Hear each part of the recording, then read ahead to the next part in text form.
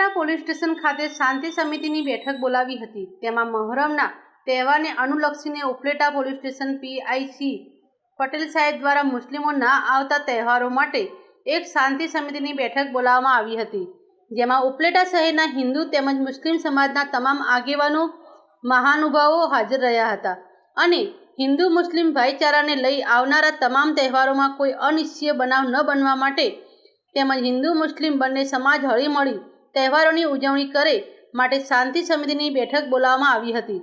આ બેઠકમાં હિન્દુ મુસ્લિમ બંને સમાજના તમામ આગેવાનો હાજર રહી પૂરેપૂરી તકેદારી રાખવા ખાતરી આપી હતી। Bureau report Arsibhai Ahir, Upleta.